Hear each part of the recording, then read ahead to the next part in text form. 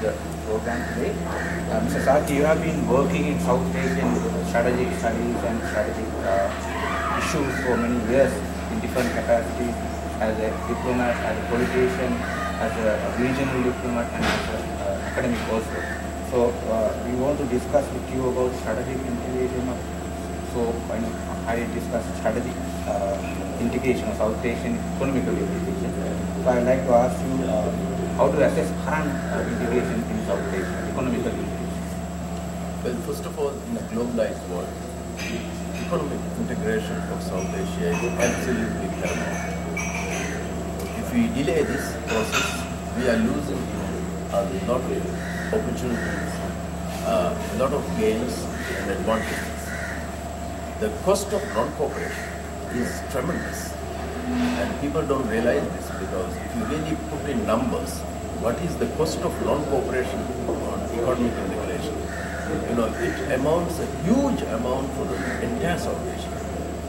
So, when I look at it, economic integration is absolutely important if you want poverty alleviation. The poor can take a lot of advantage out of economic integration. South Asia has been the last region to form regional cooperation. If you look at the history, you will see that South Asia has been the last region to come a formal regional cooperation exercise or structure. So SAARC was established in 1985.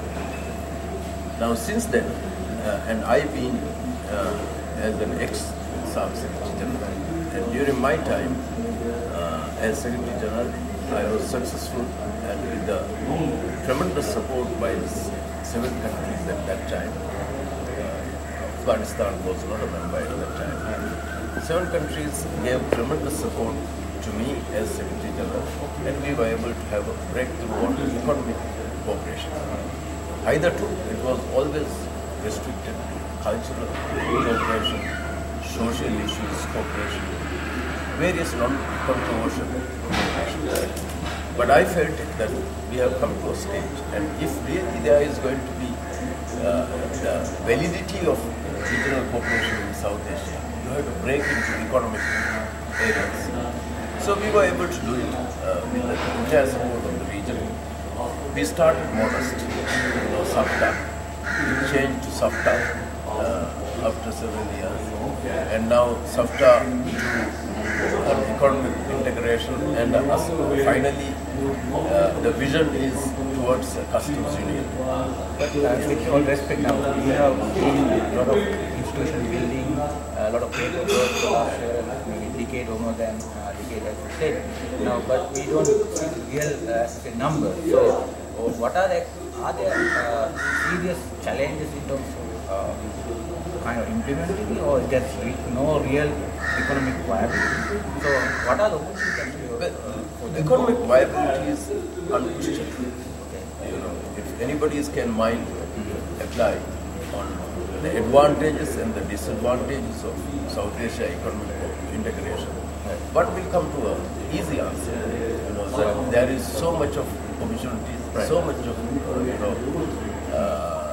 integration, output that can derive from the people of South Asia. Here you must understand, whatever we do, we are doing for the sake of the common man on the road. Ultimately, our focus must be to uplift his condition. So, economic integration is one of the way, and easiest way, and the fastest way of approaching that man's condition. People on the street, people who are, deprived, who are below the poverty line. This is the, this is the assets we have, the human brains, and we have to address them. And I believe that we can address them collectively and on a more focused manner if you have the economic integration. So then what are the challenges? The challenges is very simple. You should understand, South Asia has a history of wars between 2 nations, bilateral disputes, boundary disputes, various types of disputes we have gone through in the past. But that is past. Today is a different day. and tomorrow it's going to be another different day. So unless we are ready for it, and what I find is two things: a trust deficit is there among countries, among bilateral, in the economic integration process. Initially, what smaller nations thought was India may flood the market, and therefore it is not good to have economic integration. But the fact is that India has a buying power of millions of people, and none of us should be naive enough, to understand that. For me, I have only 350,000 people, out of which economic buying power could be nothing more than 30 to 40,000 people. But instead of that, if I can integrate into economically into Indian economy, I have 350 million people as buying power. So these are facts of life. But I find you are very optimistic about. I am very optimistic, and there is no reason why we should not. Okay, so let's say now if we have integrated South Asia economically, that is, as you said, there are a lot of opportunities for people and among to the countries in different sizes, they can have different benefits. But now people talk about, say for example, risk, especially the security risk and strategic risk. So what are the strategic implications of having an integrated South Asia? I will tell you how I feel it. First of all, I said there is a trust deficit, that continues to be, and over a period of time, probably we will start learning how to trust each other. Right. And it has come a long way. I have seen South Asia for the last 30 to 40 years. It has come a long way. People don't realize it because, few of us will go through the whole exercise from day one. I, for one, have been fortunate enough to be involved in this South Asia exercise for decades. I know the trust deficit at that time. How has it improved to now? Of course, there were reasons for it, because the world has changed. The regional policies are changing, country policies are changing, more openings are coming up. So therefore, you have to work with each other. So that all is coming up well. But there are issues even today. Transit facilities from country to country.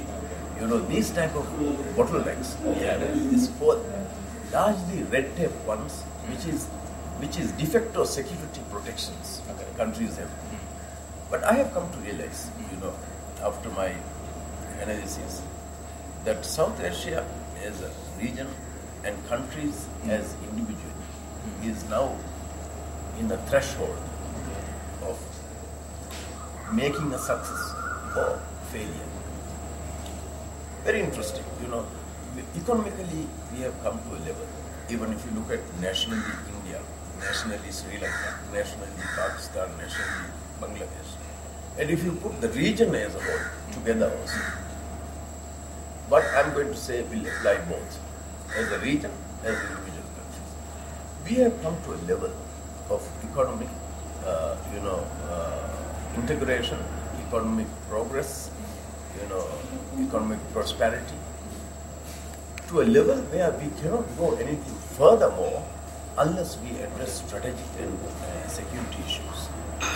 And unless we have a security and strategic issues understanding among the 7 countries, I don't think we can go any further, because we are now somewhat de facto stopped by this mistrust and trust deficit among ourselves, especially in terms of security and strategic issues.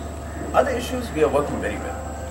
Where we are unable to grapple is only the security and strategic issues. Yeah. So I think now this is very interesting what you are taking us towards.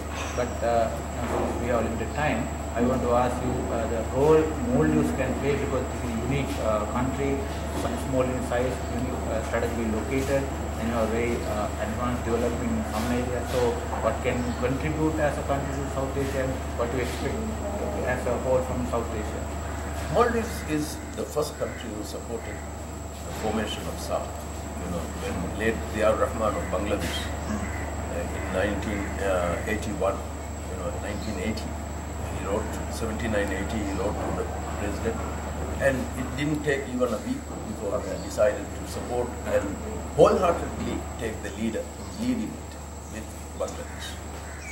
And Maldives has played a vital role in establishing SAARC, in revitalizing SAARC, and also to give them a sense of focus. That has been Maldives, and our focus was economic integration. We have producers of good Secretary General like you and Thank you. So, what I find is that Maldives today, even like yesterday, can play a crucial role because Maldives is a small country. It's a non-controversial country. We have no disputes with anybody, and we are, not in the main subcontinent, but little far away as an island, but not very far. We belong to South Asian security belt, economic belt. So we are strategically located, and the government's policies has always been pro-regional cooperation, 100% pro-regional cooperation. So even today, we can take initiatives, we can consult our partners, and see the possibility of getting together to strike, because we have faced it enough time, and the world is not waiting for us. Others are just speeding up, where we are getting behind. So unless we take some dramatic and some serious decisions among ourselves, we will be marginalized and we will be lost.